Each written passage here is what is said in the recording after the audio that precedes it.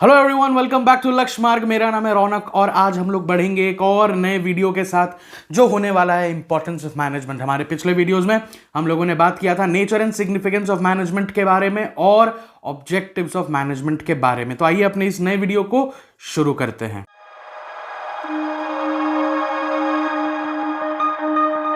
सबसे पहला जो हमारा इंपॉर्टेंस है वो काफी इजी पॉइंट, एक्चुअली सारे पॉइंट्स काफी इजी होने वाले हैं, बट पहला पॉइंट क्योंकि हम लोगों ने पहले इसका हाईलाइट ले लिया है। हम लोगों ने पिछले वीडियोस में कई बार ये बात की that actually management is the accumulation of bringing together all the personal objectives of the employees और द वर्कफोर्स और the team that is working for the organisation. तो होता क्या है, जब इंडिविजुअल ऑब्जेक्टिव्स क्लियर होते चले जाते हैं या इंडिविजुअल ऑब्जेक्टिव्स अकम्प्लिश होते चले जाते हैं तो अल्टीमेटली जो ग्रुप ऑब्जेक्टिव है या ग्रुप गोल है वो ऑब्जेक्टिव भी अकम्प्लिश हो जाता है। देखिए यहां पर भी यही बात लिखी हुई है, management creates a team work and coordination. Okay, team work and coordination, ये हम लोगों ने पिछले वीडियोस में उसको बहुत अच्छे से क्लियर कर लिया था कि team work and coordination.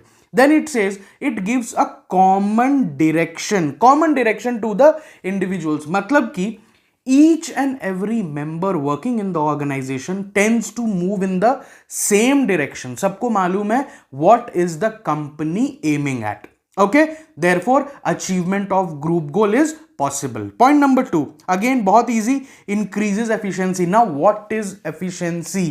Efficiency क्या है? हम लोगों ने बात किया था एफिशिएंसी बढ़ती है कैसे, एक चीज से, ऑप्टिमम यूटिलाइजेशन ऑफ रिसोर्सेज। हम लोग इस चीज को अच्छे से याद रखेंगे, ठीक है, हर आंसर में इसको यूज करना है। इसके बारे में optimum use of resources, optimum use of resources. अब ये कैसे होगा? देखो, when there is a greater amount of management, या actually we can say where the quality of management is very high, वहां पर क्या होगा, लोगों के बीच में कोऑर्डिनेशन होगा, वहां पर कंफ्यूजन का जो स्कोप है वो बहुत कम रह जाएगा।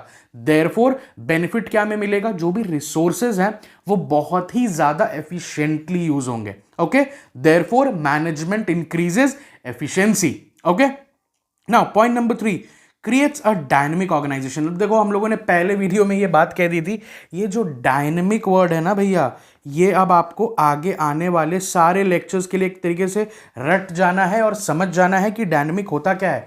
बिकॉज डायनेमिक का मतलब है एनी ऑर्गेनाइजेशन और any circumstance that keeps on changing, और we can say changing is not a good word, हम लोग कहेंगे keeps on evolving, and actually it is not in your control. वो जैसे जैसे बदलेगा आपको अपने ऑर्गेनाइजेशन को भी वैसे ही डायनेमिक बनाने की जरूरत है, which means you are able to adapt your organisation according to the dynamic situations. Okay, अब देखो लिखा क्या है, देखो लिखा वही है भाई, management helps the employees to overcome their resistance to change. क्या हमारा प्रॉब्लम सॉल्व हो रहा है? resistance to change and adapt as per the changing situation, as I just mentioned। अब resistance to change, yes, employees may have this tendency that they resist to change। उन्हें बदलते system के साथ बदलना शायद अच्छा नहीं लगता होगा। किसको अच्छा लगता है भाई? everyone doesn't like changes। मगर अगर आपको डायनेमिक ऑर्गेनाइजेशन बनाना है, रन करना है, therefore you require to change yourself according to the changing situations। Okay, now moving on to our next point, which is achievement of personal objectives। अब देखो इसमें ज्यादा कुछ समझाने का है नहीं, क्योंकि हम लोगों का जो बेस बना हुआ है इसका वो पहले के वीडियो से आता है, और हमारा आज पहला पॉइंट भी वही था, achievement of personal objectives, which says कि हर एक अच्छा मैनेजमेंट ये ध्यान रखेगा कि उसके पर्सनल्स के, NELs वाला, उसके सारे पर्सनल्स के जो अपने इंडिविजुअल ऑब्जेक्टिव्स हैं उनको भी फुलफिल करना है। क्योंकि अगर उनका इंडिविजुअल ऑब्जेक्टिव ही फुलफिल नहीं होगा, they are not going to work for the betterment of the company at all. Okay, then हम लोग आते हैं अपने नेक्स्ट पॉइंट के ऊपर, and this will be our last point. It says development of a society. ये एक बहुत इंपॉर्टेंट पॉइंट है और बहुत ही अच्छा पॉइंट है, because it says development of a society is more and more dependent on a good management। If the management of a company decides or has this as an objective that we need to actually take care of the society that our company is working in, development of society, betterment of society उतना ज़्यादा अच्छा होगा। अगर optimum utilisation of resources होगा तो profits और stable होंगे। अगर एफिशिएंट यूज ऑफ रिसोर्सेज होगा तो हमारे पास और प्रॉफिट्स बचते जाएंगे।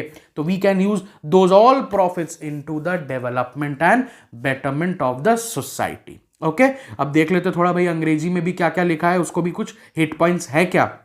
It says management helps in the development of society by producing good quality products. Okay, then we have creating employment opportunities and the third is adopting new technologies. ठीक है, अब देखो गुड क्वालिटी प्रोडक्ट्स तो समझ में आता है that you are giving good quality products at a fair price to the customers, वो एक अच्छी चीज है। दूसरा आ गया creating employment opportunities and the third one is adopting new technologies. अब देखो पहला पॉइंट तो समझ में आ गया, लास्ट पॉइंट भी समझ में आ गया कि चलिए ठीक है सर, अडॉप्टिंग न्यू टेक्नोलॉजीज जो बात है वो बिल्कुल सही है, बिकॉज अगर कोई कंपनी नई टेक्नोलॉजी को हायर करती है, अडेप्ट करती है, तो it will actually propagate the technology in the market, so betterment of the society. But creating employment क्यों? Actually I got one of this questions as an email कि sir when we write this answer, is it not true कि किसी भी company को चलने चलाने के लिए तो लोगों की जरूरत पड़ेगी, तो हम लोग क्यों एम्प्लॉयमेंट जनरेशन को एक सोशल ऑब्जेक्टिव लेते हैं, ना कि वो कंपनी का एक मेजर ऑब्जेक्टिव है? तो the answer to is sir, if you are listening and all dear students जो भी ये वीडियो देख रहे हैं, ये सच इसीलिए है, it is written in social objective because there are basically two types of mode of production that any company chooses. एक होता है आपका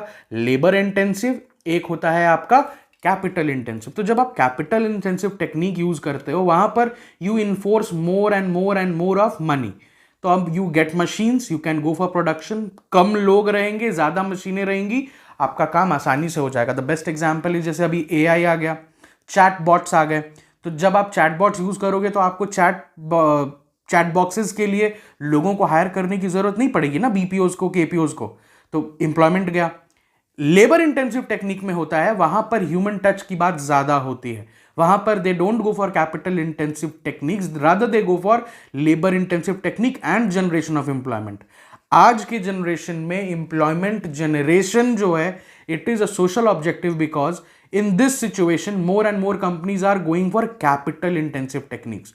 लेकिन जो अच्छी कंपनियां हैं, जिनका मैनेजमेंट अच्छा, जिस मैनेजमेंट की सोच प्रोग्रेसिव है, इस डायरेक्शन में है कि हमें लोगों का भी भला करना है, वो लेबर इंटेंसिव टेक्निक्स यूज करती हैं, एम्प्लॉयमेंट जनरेट करती है, hence it's a social objective. Okay, I hope development of society वाला पॉइंट भी आपको अच्छे से समझ में आ गया होगा। ये वीडियो काफी शॉर्ट था, टॉपिक हमारा छोटा सा था। अच्छे से अगर आपको ये वीडियो समझ में आ गया तो do hit the like button, subscribe to our channel अगर आप लोगों ने अभी तक सब्सक्राइब नहीं किया है। मिलेंगे हम लोग अगले वीडियो में एक नए टॉपिक के साथ। टिल देन कीप वॉचिंग लक्ष्य मार्ग।